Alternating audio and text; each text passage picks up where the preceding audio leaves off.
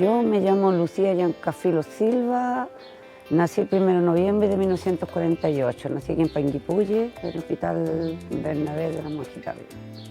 O sea, en esos años no, pero ahí se iban las mamás antes, porque yo nací en la casa. Mis padres lo dieron a los 8 años, el primer negocio que tuvo Panguipulli, se crió, trabajó 40 años con Oscar Molina. Él crió toda la familia, los hijos de Finado Molina. El primer negocio que tenía él. Así que él trabajó y conoció a mi mamá, tenía 13 años y él tenía como cerca de 30 años.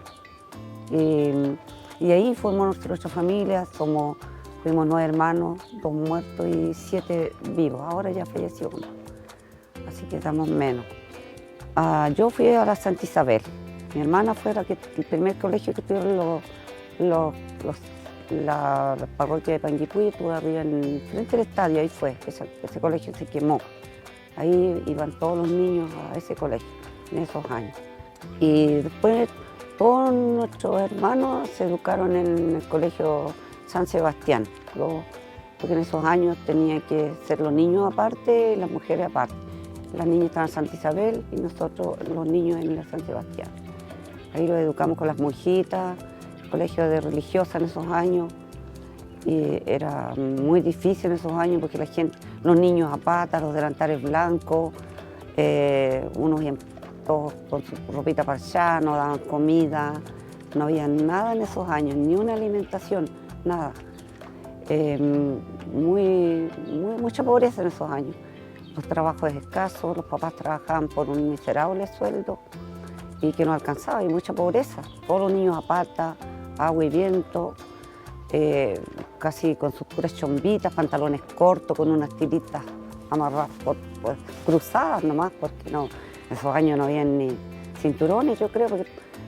Y después llegaron los zapatos plásticos.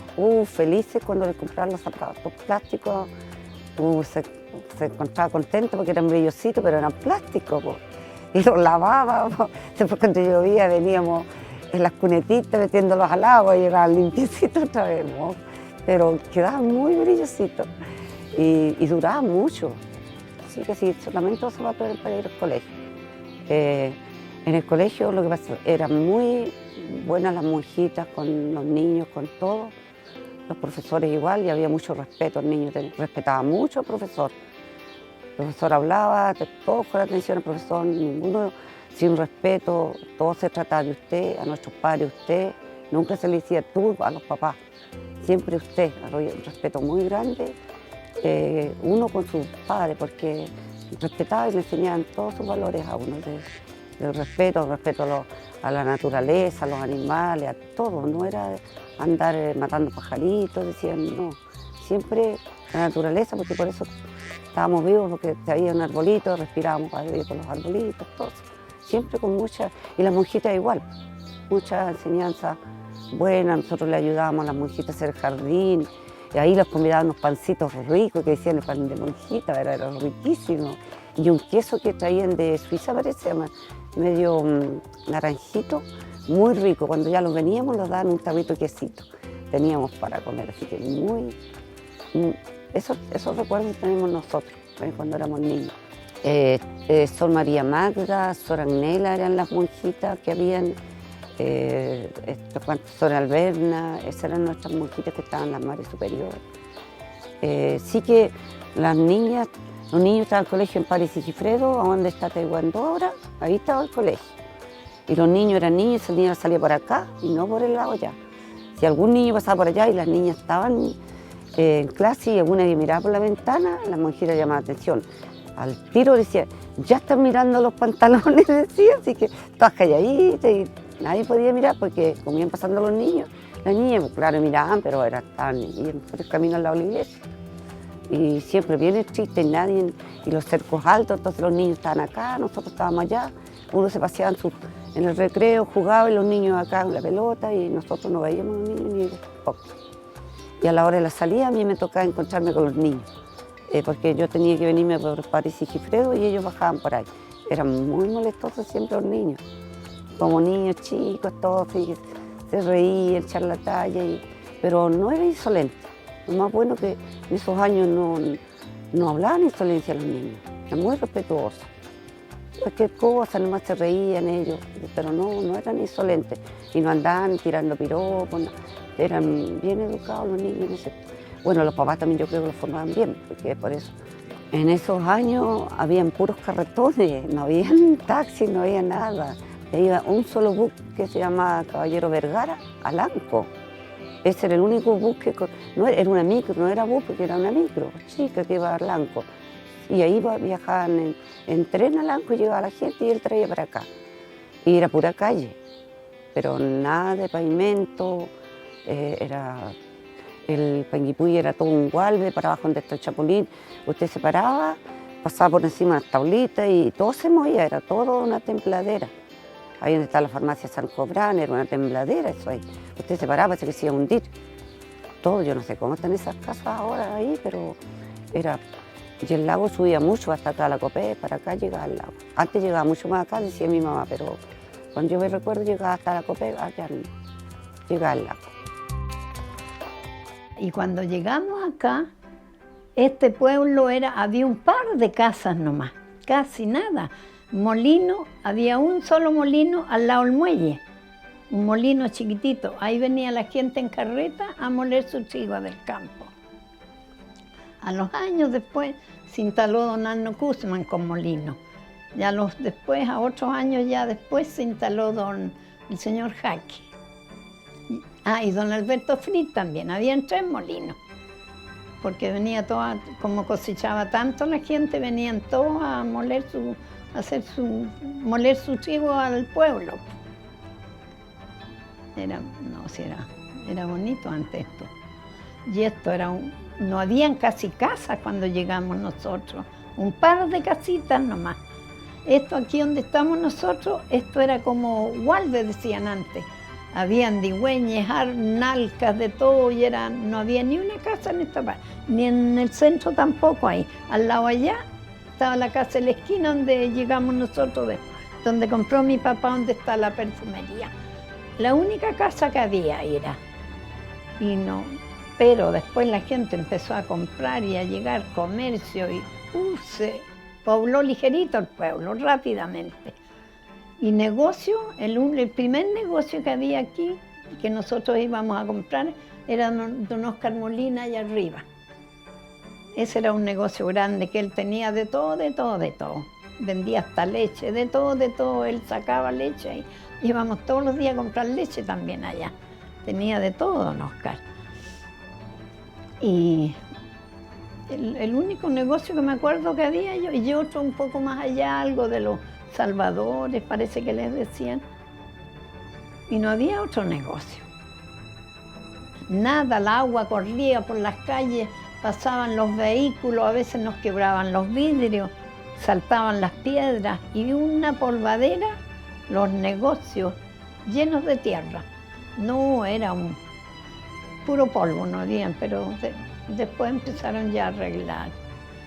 No había municipalidad, no había nada aquí antes, pues todo, retén de carabineros sí que había, eso me acuerdo, eso había. Había que ir a Lanco a hacer todas las cosas por la municipalidad. Allá iba la gente. Se juntó un grupo de amigos y empezaron a formar la compañía de bomberos. Había hartos bomberos. Y después se formó la segunda, la tercera, pero eso fue ya después. Pero la primera y la segunda estaban siempre. Pero nosotros éramos de la segunda. ¿Cómo se consiguieron los implementos de los bomberos? Haciendo beneficios, se compraban y donaban también después unos carros, los donaron de Santiago. Y me acuerdo un caballero del campo, no sé quién fue, también regaló algo de estos ricos de fondo, regaló también algo, un carrito chico de bomberos. Antes, una vez, hubo un incendio. Yo estaba soltera en ese tiempo todavía. Hubo un incendio muy grande que se quemó el mercado. Había un mercado en la esquina ahí. Había un mercado donde habían fruterías, carnicerías, restaurantes y donde vendían comida, de todo. Era algo como redondo, todo eso ahí estaba la entrada. y eso se quemó, fue un incendio muy grande y no me, ahí vivía al lado también la señora Leito, que fue una señora de muchos años acá, y también se le quemó su casa. Estaba al ladito ahí, ella vivía poquito para allá. No, un incendio grande que peligraron mucha gente. Nosotros teníamos que subir los arrieros y los techos a apagar porque volaban a tirar agua en los techos. Fue un incendio grande y no sé, no me acuerdo qué casas más se quemaron, porque eso hace muchos años atrás ya. Años, porque si yo estaba soltera me acuerdo todavía. No habían bomberos en esos tiempos. Bueno, los profesores que habían antes acá eran la señora María de Maldía, era ella, porque el marido era de Maldía. La señora María, estaban las hijas, la Enriqueta Maldía, la Luchita Maldía. Ellos eran los profesores. Y el colegio estaba allá frente a la pampa donde tomas, más allá, a donde vive la Ketty Echegaray, que vivía esa casa. Eso era pura pampa. Y el colegio estaba allá al final, lejos. Ese era el colegio fiscal que había. Y después el colegio fiscal se trasladó un tiempo a la Casa de la Esquina, que es donde Oliva. Tuvo el colegio un tiempo ahí. Después se trasladó a la Casa de la Esquina, y que era de Héctor Martínez, que se quemó esa casa. Y después hicieron este colegio. Después se hizo este colegio.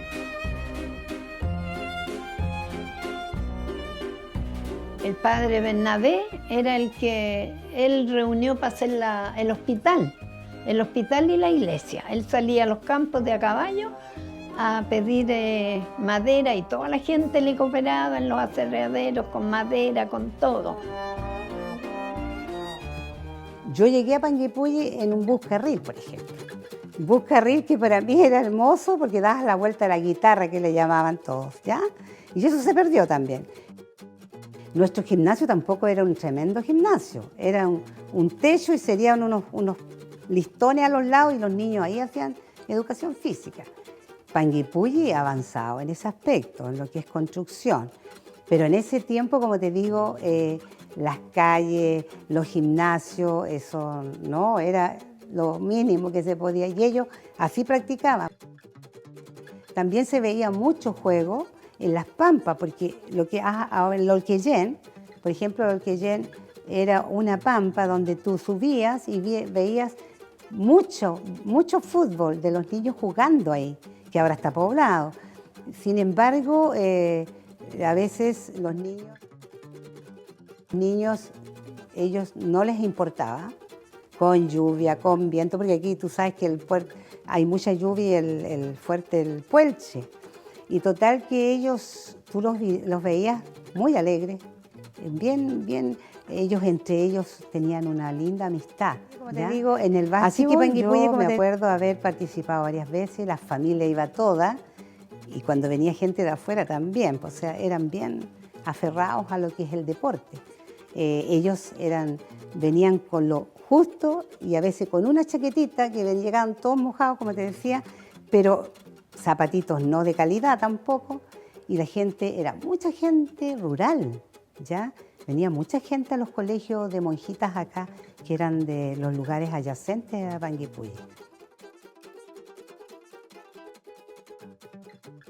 Yo te digo, la plaza de Panguipulli era una plaza común y corriente y tenía una que otra plantita, pero fue todo construyendo. Las escuelas también.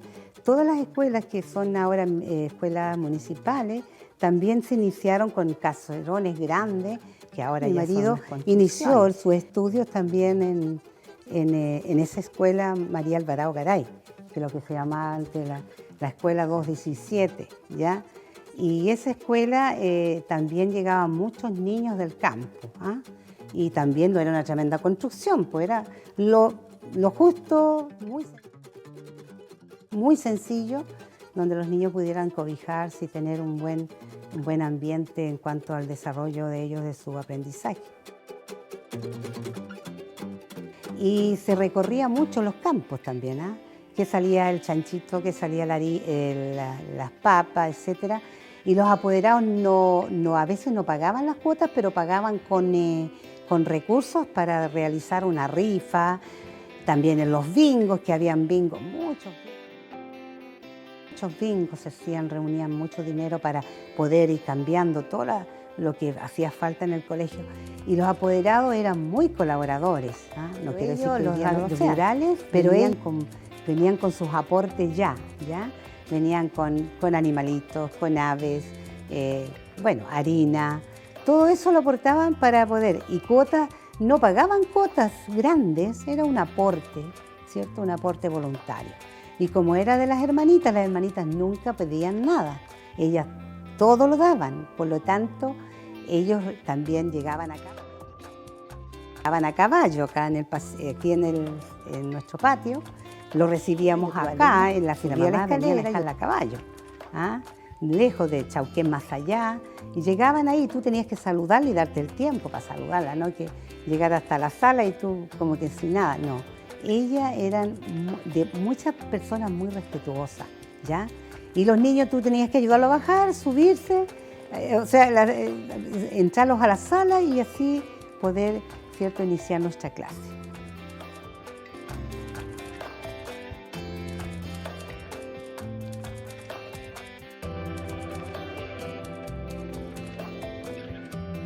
Ellos estudiaron sus primeros años en la Escuela Fiscal número 59, que estaba donde está hoy día Repuestos Oliva. Y ahí yo llegué a primer año y mi primera maestra fue la señora María Vargas de Maldía, más conocida como la señora Maruja. Ella fue mi maestra de primero a tercero básico. En cuarto año tuve otro profesor, que lamentablemente no recuerdo el nombre en este momento, y por ahí tuve un inconveniente con un profesor. En esos años lo golpeaban a uno en el colegio. Y por un error de él, porque estábamos formados en el patio de la escuela, que era donde está hoy día una casa de repuestos, de una señora María, se llama la señora, no le sé el apellido. Y estábamos formados para entrar a clase y unos compañeros míos estaban haciendo desorden y el profesor no vio bien y pensó que era yo y me dio un golpe. No voy a entrar en detalles porque no es agradable. Conclusión, yo no quise ir más al colegio y ya estaba empezando el cuarto año. Bueno, mi madre me obligó, estuve más o menos hasta mitad de año y después ya no quise nada más y me trajeron a la escuela de los curas, que llamábamos todo, que era la escuela misional, que estaba aquí prácticamente en esta misma dirección donde estamos en este momento, detrás de la iglesia, yendo en el camino por Padre Sigifredo hacia el estadio. Estaba un poquito más arriba en la escuela esa. En ese colegio yo hice el cuarto y quinto básico y después para el sexto volví a la escuela fiscal, que ya estaba instalada donde está actualmente la escuela María Alvarado Garay. De ahí pasé al Liceo Padre Sigifredo. Debo reconocer que en esos años nuestra situación era bastante precaria y cuando estábamos por salir de sexto básico se hizo una reunión de apoderados con la profesora, que era la señora Carmen Villanueva, y de 35, 38 alumnos que habíamos en sexto, habían solamente 2 que no seguían estudiando porque no tenían con qué. Francisco Jiménez Molotov, me parece que era el segundo apellido, y yo. Mi madre no tenía para mandarme al liceo. Pero las cosas se dieron y finalmente al año siguiente entré al Liceo Padre Sigifredo. El Liceo Padre Sigifredo en esos años tenía hasta tercero humanidades. No eran educación media, eran humanidades. Y cursé hasta tercero y después me fui un año a Santiago porque unos familiares me iban a ayudar para estudiar.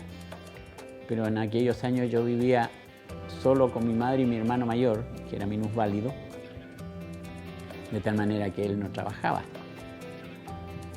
Él permanecía gran parte del tiempo en la casa solamente. Y mi hermana ya había formado familia por otro lado, así es que estábamos los 3. Bueno, yo me fui a Santiago y casi a finales del año 68, que fue cuando yo me fui allá, tuve noticias, en esos años todo se sabía por carta. Primero no teníamos los medios como para tener un teléfono, prácticamente nadie tenía, solamente la gente más pudiente tenía teléfono. Y supe que lo estaban pasando muy mal. Yo, estando en el liceo, conocí a mi profesor de música, que era don Luis Sandoval Pardo, que es el guitarrista que actualmente me acompaña, porque todavía canto, por entretención más que por nada. Y él me invitó a formar parte de una orquesta. Y para ser franco, yo no tenía que haber llegado nunca a ese lugar. De partida yo sabía una o dos canciones, no sabía nada más. Pero tenía la desvergüenza de pararme delante de los demás y cantar como fuera. Entonces él dijo, hay que aprovechar esa parte. Me prepararon, me enseñaron y partimos el año 66, el 2 de agosto. ¿Y por qué recuerdo las fechas? Porque ese día era el día de San Alfonso y mi profesor de música se llama Luis Alfonso Sandoval Pardo. Y teníamos un profesor muy querido en el Liceo Padre Sigifredo, que era don Alfonso Villota. Y para corrernos de clase, como buenos alumnos liceanos, inventamos celebrarle el santo a estas dos personas. No porque nos interesara celebrar el santo, lo hicimos porque queríamos que no hubieran clases. Y yo contaba cuentos en ese tiempo, unos chistes, dice uno, pero eran cuentos bastante inocentes, no los cuentos que se escuchan hoy día en los medios de comunicación. Y mis compañeros, por molestarme, empezaron a gritar que cante. Y pensé, ¿qué se creerán estos tales por cuales? Y canté una canción y me vio el profesor de música. Y a raíz de eso, él me invitó a participar de la orquesta. Y la verdad es que estuve 4 años, entre comillas, ganándome la vida cantando. Mientras trataba de seguir estudiando, yo cantaba en la orquesta. En aquellos años el sueldo base en Chile era más o menos 100 escudos. Y yo salía a cantar a un rodeo, a un casamiento, a un baile de beneficio, a una actividad social. Y me ganaba 100 escudos cantando en una noche. Y la orquesta la formaban en ese tiempo el dueño de los instrumentos, entre comillas, Juan Ormeño Ruiz, y estaba Luis Sandoval Pardo, que tocaba en guitarra, teníamos a Alberto Candia en la batería, teníamos a Juan Ormeño, tocaba también batería, pero también tocaba acordeón. Entonces, por ahí nos íbamos turnando. Después se integró Víctor González Rojas, que era el bajista, y ocasionalmente venía un trompetista de la banda instrumental del Ejército de Valdivia y venía a trabajar con nosotros. Entre comillas, él venía a escondidas porque a ellos les tenían prohibido hacer eso. Pero como era una cantidad relativamente buena de dinero, y el que es músico, aunque ande gratis, siempre quiere.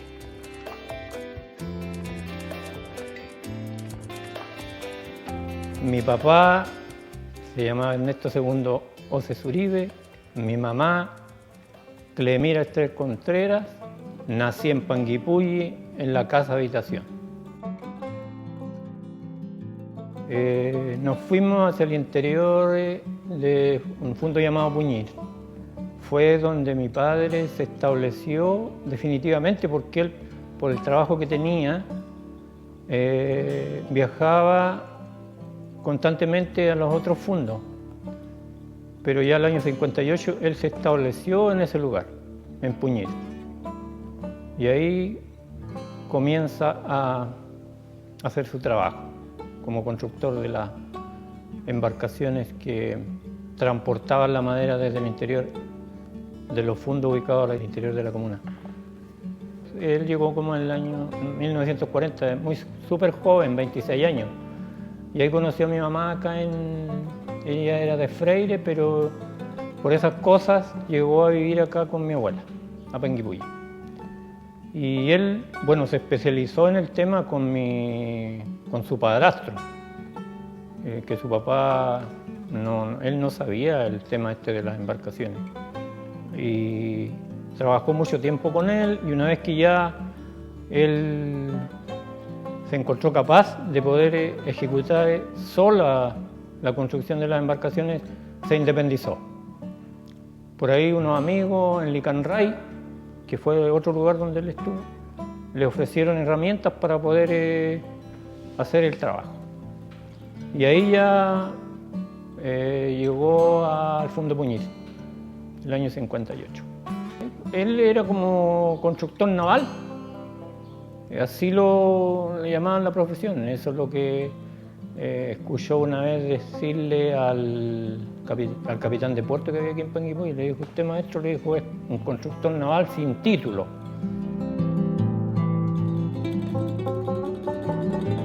Y el plano le preguntaban, porque cuando empezó a hacer esas embarcaciones, que eran muy grandes, bueno, él siempre dijo que el plano él lo tenía en la mente, no había un papel, un documento donde dijera que...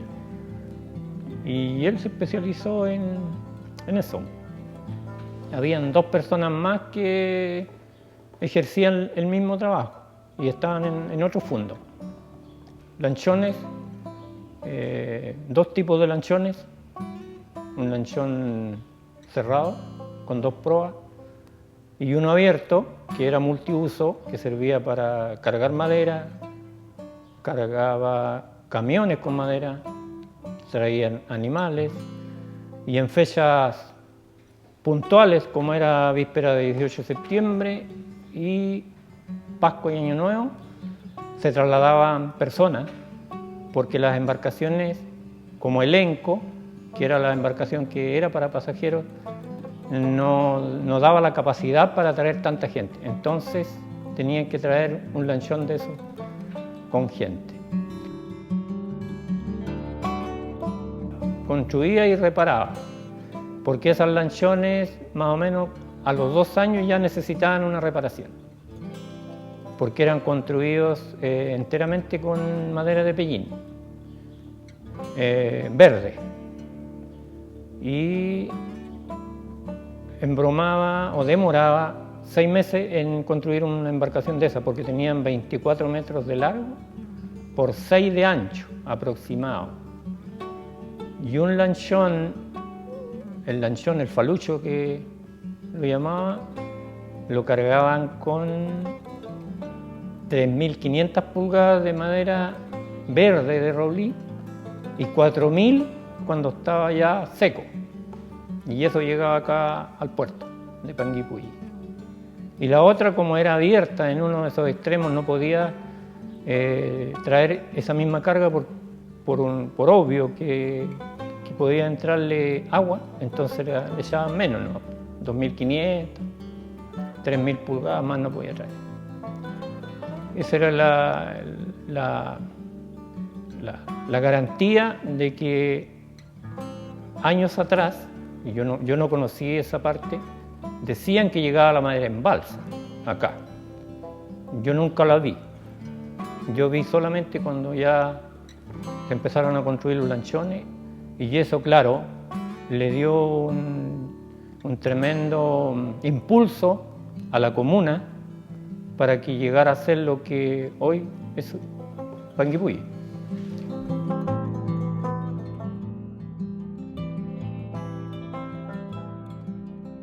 En el tema de las comunicaciones, como todos me conocen, me ubican, nace por allá por el año 1986 un señor que ya no está con nosotros, Miguel Espinosa Valenzuela. Él fue quien descubre una tonalidad en Edgardo Borrocal bastante atractiva para aquellos años donde las radios FM eran con unos locutores con un tono muy grave, que hoy día ya han desaparecido del espectro radial. Existe otra radio, pero en aquellos tiempos era así. Y tuve la suerte de ingresar allí a trabajar en la Radio Paraíso, que hoy día es la Radio México. Hoy día es la Radio México, la 98.3. Y fíjate que tuvimos un excelente profesor, como era Miguel Espinosa y don Armando Guerra Cermayo. Ellos fueron también quienes comenzaron la radio en Panguipulli. La radio Panguipulli, en aquellos años, la inician 2 personas.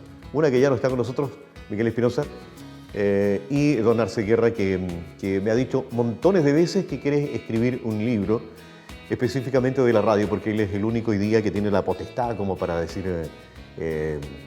así comenzó la radio, así comenzaron las comunicaciones en Panguipulli.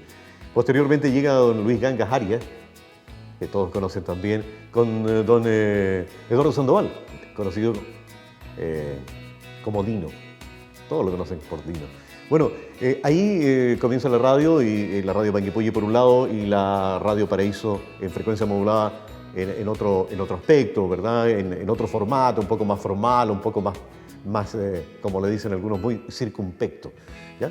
Y Edgardo Borrocal comienza ahí a surgir su futuro como locutor. Tuve la oportunidad de estar algunos años ahí, fue mi escuela, pasamos muchos por ahí. El actual concejal Pablo Sandoval, trabajamos con él en aquella entonces, pero yo hablo por allá por el año, no sé, 87, 88, así que hace bastantes años atrás. Y posteriormente me fui a trabajar a la Lagos del Sur, tuve muchos años en la Lagos del Sur, tuve la oportunidad de formar ese medio también, que hoy día es muy poderoso, la radio Lagos del Sur. Me fui a dar una vueltecita también a trabajar a Payaco, tuve una radio en Payaco. En las dos radios que hay en Payaco hoy día, que es mi radio y que es la Radio Diferencia, estuve trabajando también allí. Posteriormente, Edgardo Borrocal toma la decisión de volverse a su tierra, volver a Panguipulli, donde vuelve a trabajar a la Radio San Sebastián, la radio que pertenece a la iglesia de Panguipulli, a la iglesia católica. Tuve bastante tiempo allí también. Posteriormente me fui a trabajar a Radio Acústica, que en ese tiempo era Radio Ambiente, era otra frecuencia. Y bueno, de ahí me voy a Neltume, donde conocí a un amigo que se llama Patricio y que hicimos buenos enlaces ahí cuando él era encargado del Departamento de Cultura del municipio. Allí estuve por algún tiempo y después nuevamente vuelvo a Panguipulli a hacerme cargo de un proyecto de radial que fue bastante comentado, que es la FM Siete Lagos, que estuvo por 2 años en el aire, un proyecto que me siento muy contento de haberlo iniciado, haber sido su director por algún tiempo, y creo que hicimos un excelente trabajo, un buen equipo. Y de ahí esto se termina y vuelvo a mi antiguo hogar, que es la radio acústica hoy día con Juan Carlos Cañones, que además de ser mi jefe, mi director, es mi amigo. Y hoy día sigo trabajando ahí, no sé hasta cuándo, pero para aquellos que trabajamos en esto de las comunicaciones, lo que hacemos es como el oxígeno, ¿eh? Hoy, todos los días requerimos tener el micrófono ahí delante de nosotros para hablar algo, para comunicar, para entregar alguna información, algún mensaje. La radio hoy día en Panguipulli se ha masificado, hay muchos medios de comunicación en el ámbito católico, que hoy es la Radio San Sebastián, que recién comentaba, pero también existe radios en el ámbito del cristianismo, que es la radio evangélica, que también les ha ido muy bien. Son varios estilos de medios de comunicación que existen, entregar el contacto directo con la gente, con el auditor, el contacto telefónico, el solucionar un problema de un camino, el solucionar un tema de la basura, el tema de la campaña solidaria. En fin, hay muchas cosas, el tema cultural también, que nosotros trabajamos bastante en la radio acústica, el tema cultural, los conciertos.